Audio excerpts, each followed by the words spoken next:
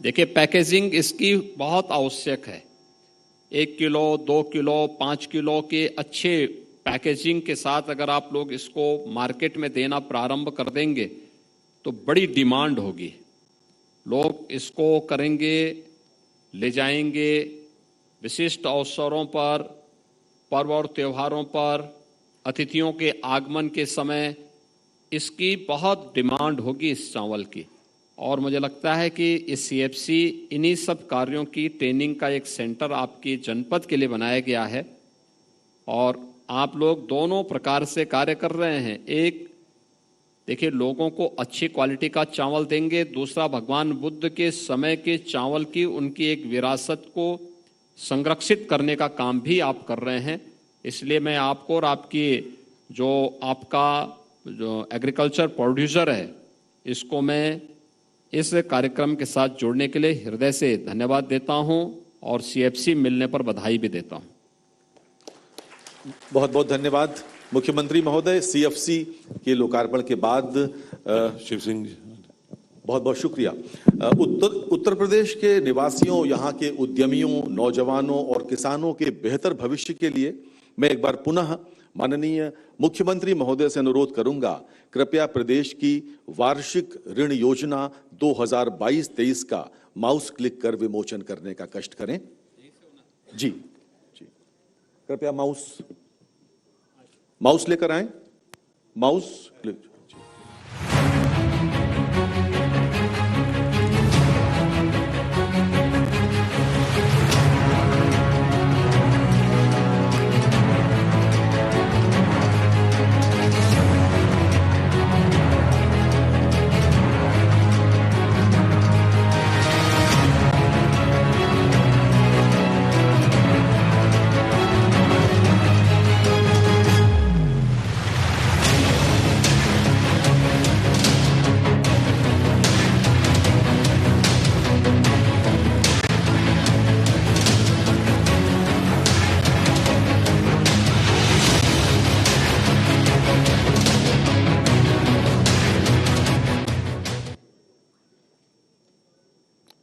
धन्यवाद, बहुत बहुत धन्यवाद। माननीय मुख्यमंत्री महोदय, आपकी अनुमति से आज सिडबी स्वावलंबन केंद्रों का शुभारंभ भी हो रहा है। आज उत्तर प्रदेश के 35 जनपदों में स्वावलंबन कनेक्ट केंद्र आरंभ किए जा रहे हैं। इनके माध्यम से प्रदेश के भावी और वर्तमान उद्यमियों की हैंड होल्डिंग की जाएगी। भविष्य में सभी 75 जनपदों में ये कनेक्ट केंद्र स्थापित किए जाएंगे। अब समय है कानपुर नगर में अमेज़न डिजिटल केंद्र के शुभारंभ का। इसके माध्यम से एमएसएमई के उद्यमी अपने उत्पाद ई कॉमर्स पर बेचने हेतु प्रोत्साहित होंगे। आइए देखते हैं इससे संबंधित एक फिल्म।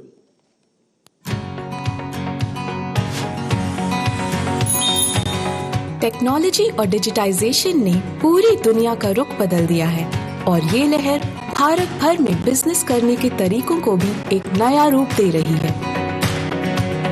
डिजिटाइजेशन के माध्यम से देश भर के छोटे और मझले व्यवसाय, दुकानदार और विक्रेता और सक्षम बनेंगे और भारत की आर्थिक उन्नति में एक अहम योगदान देंगे।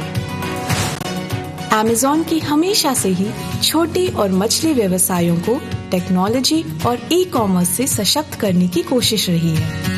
अमेज़न की सारी इन्वेस्टमेंट्स उनकी तरक्की को रफ्तार देने पर केंद्रित रही है। 2020 में पहले अमेज़न संभव समिट में अमेज़न ने 1 करोड़ छोटे और मझले व्यवसायों को डिजिटाइज करने का संकल्प लिया था और इसी दिशा में एक जरूरी कदम बढ़ाते हुए अमेज़न ने कानपुर में अमेज़न डिजिटल केंद्र की स्थापना की है। कानपुर और आसपास की जगहों के दुकानदार, व्यापारी और अन्य छोटे व्यवसाय इस अमेज़न डिजिटल केंद्र में आकर डिजिटाइजेशन और ई कॉमर्स के फायदे जान सकते हैं। वो अपना डिजिटल एंटरप्रेन्योर बनने का सफर शुरू करने के लिए जीएसटी और टैक्सेशन सपोर्ट, शिपिंग और लॉजिस्टिक्स सर्विसेज, कैटलॉगिंग और डिजिटल मार्केटिंग की सेवाओं का लाभ उठा सकते हैं और भारत के $1 ट्रिलियन की डिजिटल इकोनॉमी का लक्ष्य प्राप्त करने में एक महत्वपूर्ण भूमिका निभा सकते हैं। ये बहुत एक्साइटेड हूँ क्योंकि इससे हम लोगों को बहुत सारे बेनिफिट्स मिल रहे हैं। जैसे जो औरतें बिजनेस करना चाहती हैं तो वो यहाँ पर आके अपने सारे बिजनेस को समझ के आगे दूसरों को समझा सकती हैं। एक्साइटमेंट बहुत ज्यादा है क्योंकि जो सेलर्स थे जो कि ऑफलाइन और ऑनलाइन दोनों डील कर रहे थे, लेकिन उनको कोई प्लेटफॉर्म नहीं था कि कहाँ जाके किससे बात की जाए। तो डिजिटल केंद्र खुलने के बाद वो यहाँ आके अपनी प्रॉब्लम बता सकते हैं ताकि उनको प्रॉपर सेलर्स को रिजल्ट मिले इस चीज को। मुख्यमंत्री महोदय, आज का दिन बहुत ऐतिहासिक है क्योंकि आज आपके मार्गदर्शन में उत्तर प्रदेश सरकार और Amazon.com के बीच एक MOU का आदान प्रदान होने जा रहा है। प्रदेश सरकार की ओर से अपर मुख्य सचिव श्री नवनीत सहगल और Amazon की ओर से उसके VP पॉलिसी श्री चेतन कृष्ण स्वामी के बीच इस MOU का आदान प्रदान हो रहा है। मैं चाहूंगा इस ऐतिहासिक दिन के हम सब साक्षी हो रहे हैं तो हम तालियों के साथ स्वागत करें इस MOU का, जोरदार करतल ध्वनि के साथ स्वागत करें इस MOU का जो आज उत्तर प्रदेश सरकार और Amazon के बीच हो रहा है।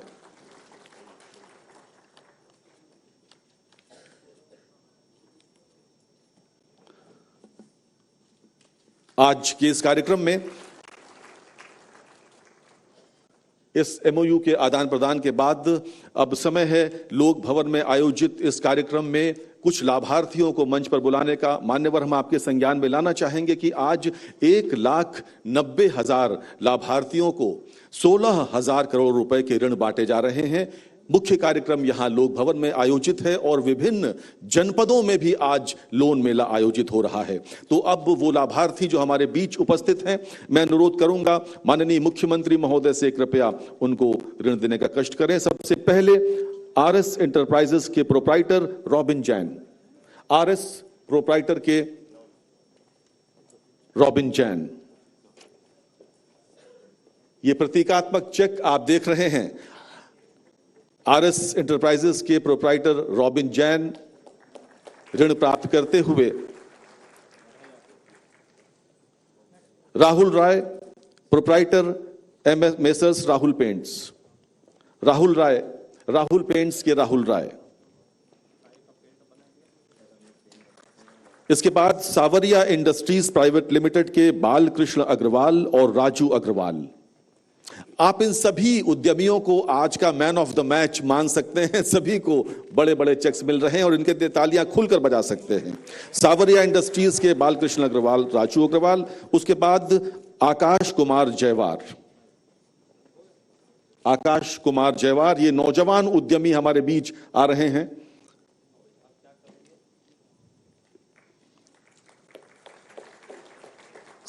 संजय वर्मा, संजय वर्मा कृपया मंच पर आएं।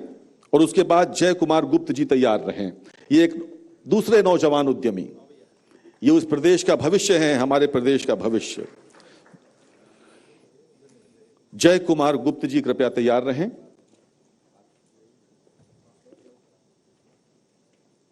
मेसर्स प्रगति मार्बल्स के अभी मंच पर हैं जय कुमार गुप्ता जी। माननीय मुख्यमंत्री महोदय से ऋण प्राप्त करते हुए इनके जीवन का आज ये ऐसा दिन है जो कभी भुलाए न भूलेगा।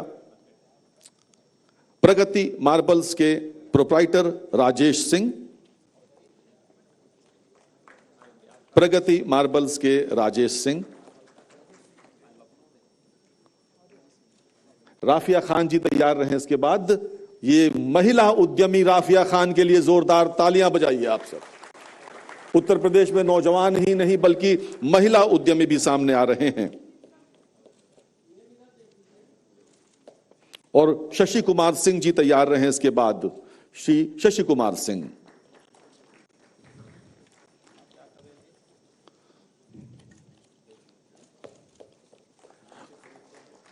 बहुत बहुत धन्यवाद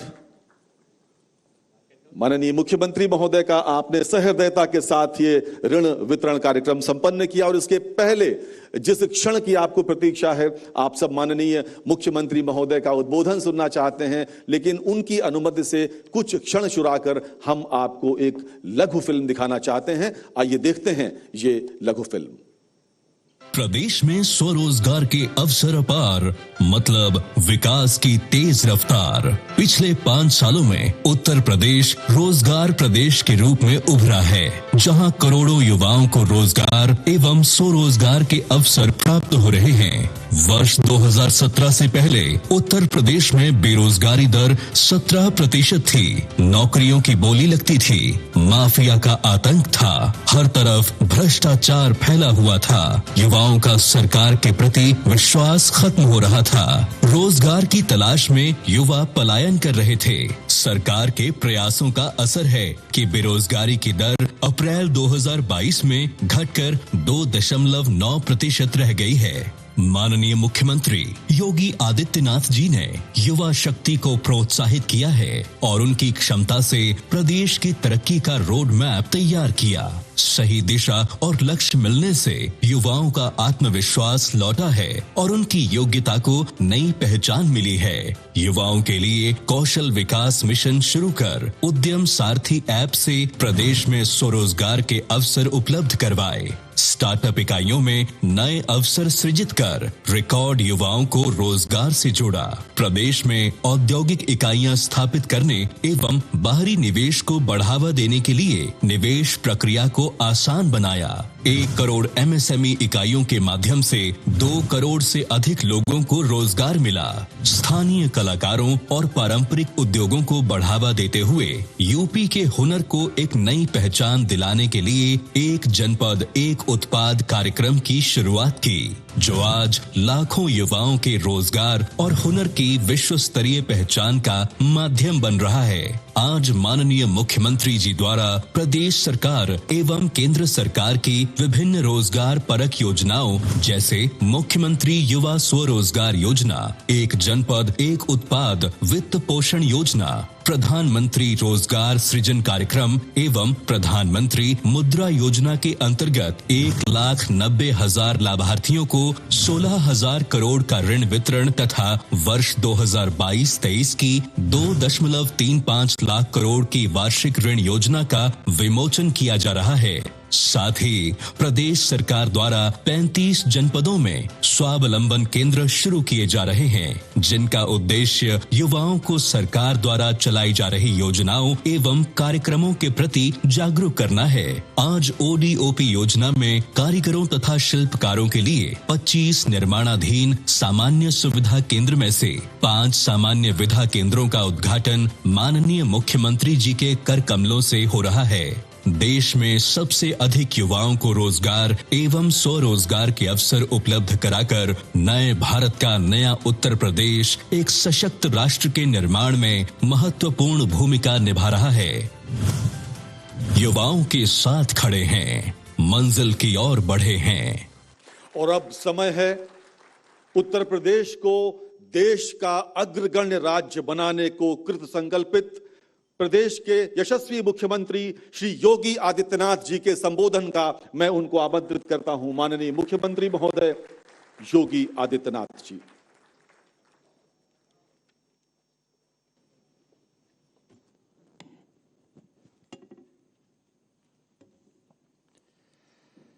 सूक्ष्म लघु मध्यम उद्यम विभाग के द्वारा आयोजित आज के इस बृहत लोन मेला कार्यक्रम में मंच पर उपस्थित प्रदेश सरकार में मेरे सहयोगी मंत्री वित्त एवं संसदीय कार्य मंत्री श्री सुरेश कुमार खन्ना जी, सूक्ष्म लघु मध्यम उद्यम, खादी एवं ग्रामोद्योग, रेशम, हथकरघा और वस्त्र उद्योग विभाग के मंत्री श्री राकेश सचान जी, अपर मुख्य सचिव सूक्ष्म लघु मध्यम उद्यम एवं निर्यात प्रोत्साहन विभाग श्री नवनीत सहगल जी, आयुक्त एवं निदेशक उद्योग श्री मनीष चौहान जी, मुख्य महाप्रबंधक SBI श्री अजय खन्ना जी, राज्य संयोजक SLBC श्री ब्रजेश कुमार सिंह जी, राज्य के विभिन्न जनपदों से जुड़े हुए सभी सम्मानित जनप्रतिनिधिगण, यहाँ पर विभिन्न बैंकों के महाप्रबंधक और अन्य अधिकारीगण, प्रदेश के सभी 75 जनपदों से जुड़े हुए हमारे एक जनपद एक उत्पाद से के साथ जुड़े हुए हमारे सभी हस्तशिल्पी, कारीगर, उद्यमी और उपस्थित भाइयों बहनों, मैं सबसे पहले विभाग को और बैंकर्स को इस बात के लिए हृदय से धन्यवाद देता हूं कि उन्होंने आज यहाँ पर एक साथ 1,90,000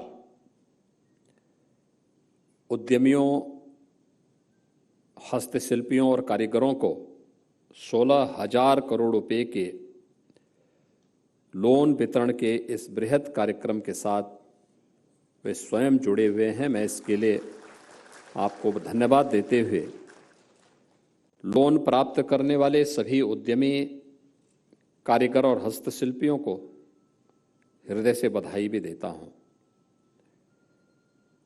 अनेक कार्यक्रमों के जिससे आज का यह आयोजन महत्वपूर्ण है। लोन वितरण का कार्यक्रम तो हो ही रहा है, 5 CFC का भी उद्घाटन आज हुआ है, जो प्रदेश के 5 अलग अलग जनपदों में, आजमगढ़ में, अंबेडकर नगर में, सिद्धार्थ नगर में, सीतापुर में, आगरा में स्थानीय उत्पाद के प्रमोशन के लिए स्थानीय स्तर पर वह किस रूप में कार्य करेगी, उससे जुड़े हुए और उसके संचालकों के साथ अभी संवाद के कार्यक्रम को आपने देखा होगा। यही अंतर है। 2017 के पहले ये क्षेत्र पूरी तरह उपेक्षित था, मृतप्राय सा हो गया था, लोगों में हताशा थी, निराशा थी। और 2017 में जब प्रदेश में नई सरकार का गठन हुआ तो उस समय हम लोगों के सामने यह भी एक चुनौती थी। उत्तर प्रदेश की उस समय बेरोजगारी की जो दर थी वो 18% से अधिक थी। देश की सबसे बड़ी आबादी का राज्य है तो सबसे अधिक युवा भी होंगे। सबसे अधिक युवा हैं तो उनकी सबसे अधिक आकांक्षाएं भी होंगी और उसके अनुरूप अपना कार्यक्रम बनाने के लिए उत्तर प्रदेश जैसे राज्य में, जहां पर कृषि के अलावा रोजगार का दूसरा साधन था ही नहीं, और कृषि में भी हमारे 200 से अधिक विकासखंड ऐसे थे जो डार्क जोन घोषित हो गए थे। वहां कोई ट्यूबवेल नहीं लग सकता था, वहां पर सिंचाई की सुविधा के लिए कोई अन्य इस प्रकार की व्यवस्थाएं नहीं थी। प्रदेश के अंदर केंद्र सरकार के द्वारा बार बार विभिन्न प्रकार की योजनाओं की घोषणा के बावजूद तत्कालीन जो सरकारें थी उससे पहले की, वे उन योजनाओं में रुचि नहीं ले रही थी। नमामि गंगे परियोजना को प्रभावी ढंग से लागू करने में कोई रुचि नहीं थी उनकी। प्रदेश के अंदर लुप्त प्राय हो रही नदियों को संरक्षित किया जाए, इसके बारे में भी कोई कार्यक्रम नहीं था। कमी पैसे की नहीं थी, केंद्र के सहयोग की भी नहीं थी, राज्य सरकार की इच्छा शक्ति की थी। और 2017 में आने के बाद जब इच्छा शक्ति बलवती हुई और राज्य सरकार ने इस पर कार्य प्रारंभ किया तो न केवल एग्रीकल्चर के क्षेत्र में हम लोगों ने उन अनंत संभावनाओं को आगे बढ़ाया, बल्कि परंपरागत उद्यम को प्रोत्साहित करने के लिए 2018 में, जब 24 जनवरी 2018 को हम लोगों ने प्रदेश की राजधानी लखनऊ में एक जनपद एक उत्पाद की योजना प्रारंभ की, तो बहुत सारे लोगों को लगता था ये सब क्या कर रहे हैं। अचानक नहीं किया था, इस पे हमने शोध किया था, इस पे व्यापक कार्य योजना बनाई थी। और मैं तब भी इस बात को मानता था कि एक जनपद एक उत्पाद की योजना हमारे परंपरागत उद्यमियों के साथ साथ उत्तर प्रदेश को एक्सपोर्ट का एक हब बना देगा। और आज मुझे बताते हुए प्रसन्नता है कि उत्तर प्रदेश में, जिस उत्तर प्रदेश की 2016 तक एक्सपोर्ट कुल 80,000 करोड़ के आसपास थी, आज वो बढ़ करके 1,56,000 करोड़ रुपए तक वार्षिक पहुंच चुकी है। उत्तर प्रदेश के अंदर एग्रीकल्चर के बाद सूक्ष्म लघु उद्यम मध्यम जो उद्यमियों ने, हस्तशिल्पी और कारीगरों ने अपने कौशल का जो परिचय दिया, आज हम सबके सामने है।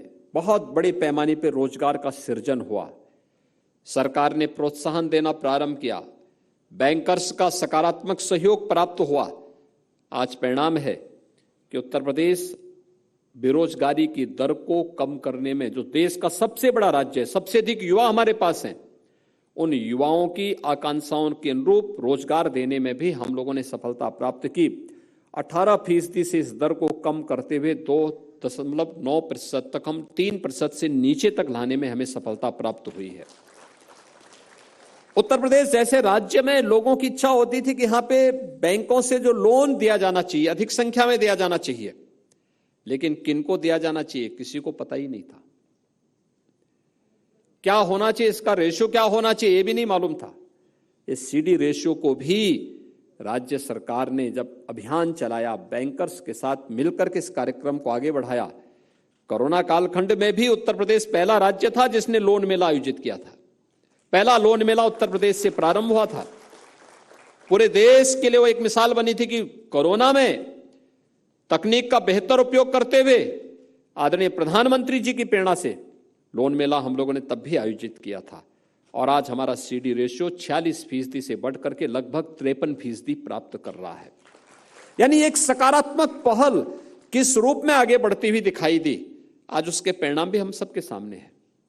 आपने देखा होगा, जिन उद्यमियों से मैं बात कर रहा था, जिन कारीगरों से मैं भी बात कर रहा था, ये कोई बहुत बड़े स्तर पर ऐसा नहीं कि इनके पास खानदानी पूंजी रही हो।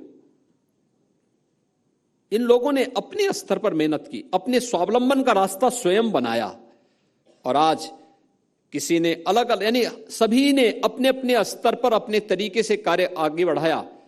स्थानीय प्रशासन का सहयोग लिया, बैंक उसके साथ जुड़े, राज्य सरकार का और केंद्र सरकार का उन्हें समर्थन रहा। प्रधानमंत्री मुद्रा योजना, मुख्यमंत्री युवा स्वरोजगार योजना, एक जनपद एक उत्पाद की वित्त पोषण की योजना, और भी अनेक ऐसे जो कार्यक्रम प्रारंभ हुए, उन योजनाओं को आगे बढ़ाने के कार्यक्रम जब सरकार के स्तर पर प्रारंभ हुए, तो आज आप देख रहे होंगे उनके चेहरे पर एक चमक है, एक नई चमक, कि वे भी अपने पैरों पर न केवल खड़े हो सकते हैं बल्कि अन्य लोगों को भी खड़ा होने के लिए प्रेरित कर सकते हैं। और प्रेरित करने की ये परंपरा जो प्रधानमंत्री जी ने कहा था कि हमारा नौजवान आखिर कैसा नौजवान होना चाहिए, ये नौकरी के लिए भटकता हुआ नौजवान होना चाहिए या नौकरी देने वाला होना चाहिए। और मुझे लगता है इन योजनाओं ने नौकरी देने वाला नौजवान उत्तर प्रदेश के अंदर दे दिया है। ये ओडीओपी की ये योजना अपने आप में एक मिसाल है। 75 जनपदों की 75 उत्पाद, अब तो अलग अलग जनपदों में और भी नए उत्पाद हमारे सामने आए हैं। लोग उसके बारे में कहते हैं साहब हम इसको भी आगे बढ़ाना चाहते हैं, और हर एक ने कुछ ना कुछ नए मील के पत्थर गढ़े हैं, आगे बढ़ने के लिए एक नया माहौल दिया है। और इसीलिए यहां पर जितने भी हमारे बैंकर्स बैठे हुए हैं, मुख्य महाप्रबंधक बैंक के या महाप्रबंधक गण, अन्य वरिष्ठ अधिकारीगण बैंकों के बैठे हुए हैं, वित्तीय संस्थाओं के बैठे हैं, मेरा उन सबसे आग्रह होगा कि अभी हमारा जो सीडी रेशो है इसे हम लगभग 53% तक पहुंचाने में तो सफल हुए हैं।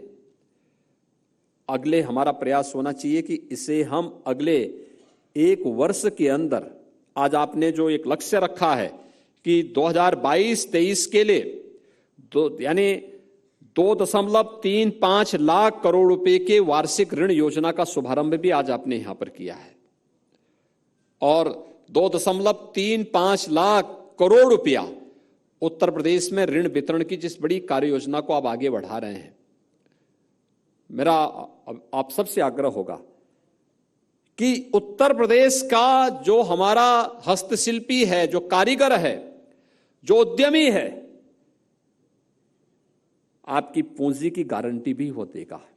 और हम राज्य स्तर पर भी इस प्रकार की योजना तैयार करने जा रहे हैं कि अगर किन्हीं कारणों से कोई ऐसी स्थिति आती है तो उसके लिए राज्य सरकार एक संबल बन करके उसके साथ खड़ी होगी और उसे हर प्रकार से उसे मजबूती प्रदान करेगी।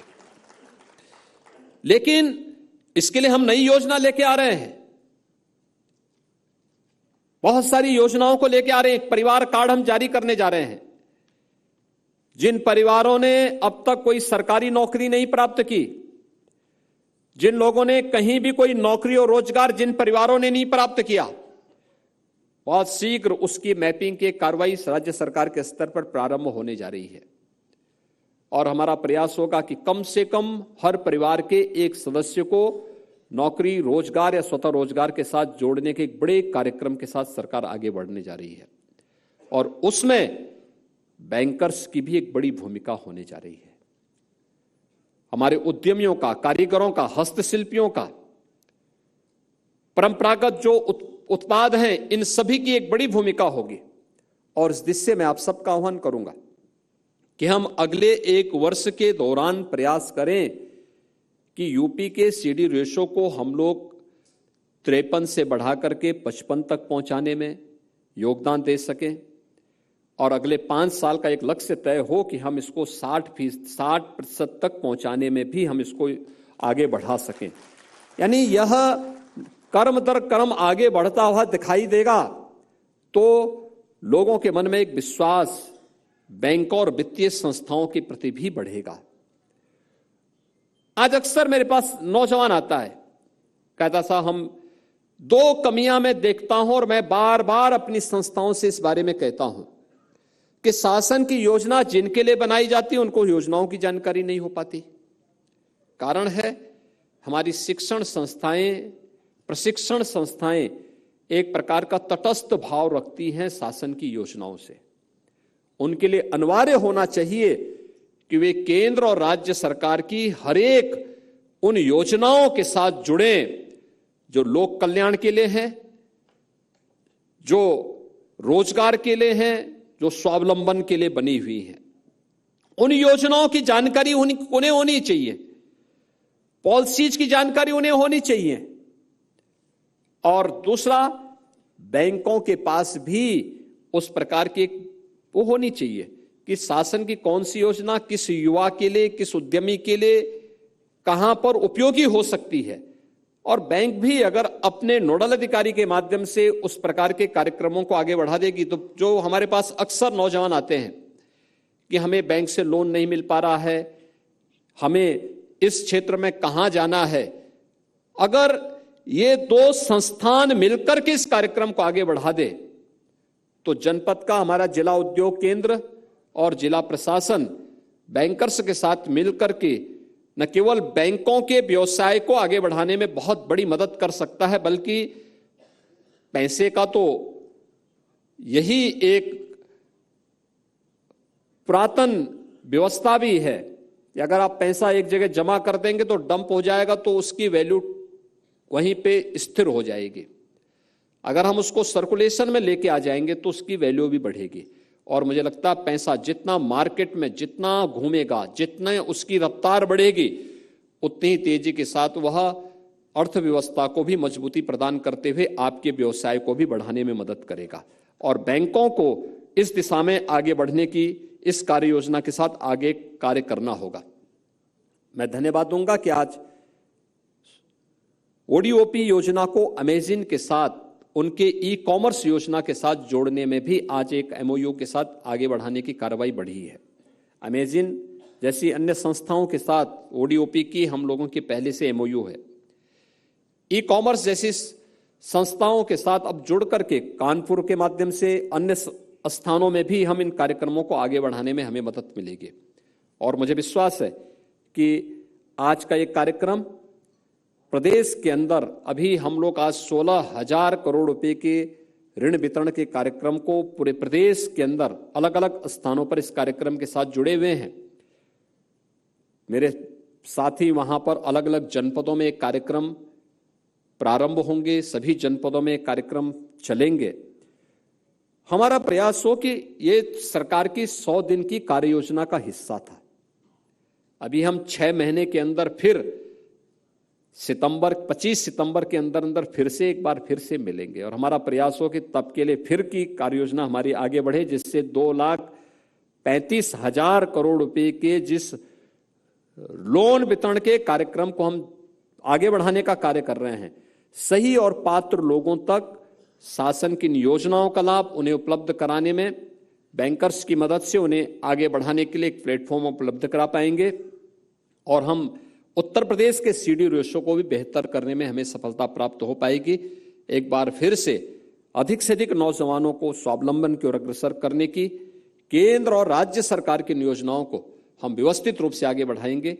इस विश्वास के साथ मैं एक बार फिर से जो भी लाभार्थी आज यहाँ पे लोन प्राप्त कर रहे हैं, उन सभी कारीगर, हस्तशिल्पी और उद्यमियों को मैं हृदय से बधाई देता हूं और विश्वास व्यक्त करता हूं। एक और मुझे उनसे कहना है, प्रधानमंत्री जी डिजिटल बैंकिंग की बात कर रहे हैं, तो उन सब से बैंकों से मेरा आग्रह होगा कि जो भी लोग लोन प्राप्त कर रहे हैं, डिजिटल लेन देन के साथ अगर हम उन्हें जोड़ सकेंगे, उसकी ट्रेनिंग दे सकेंगे, तो यह डिजिटल बैंकिंग को भी प्रोत्साहित करने का एक बेहतरीन माध्यम मिलेगा।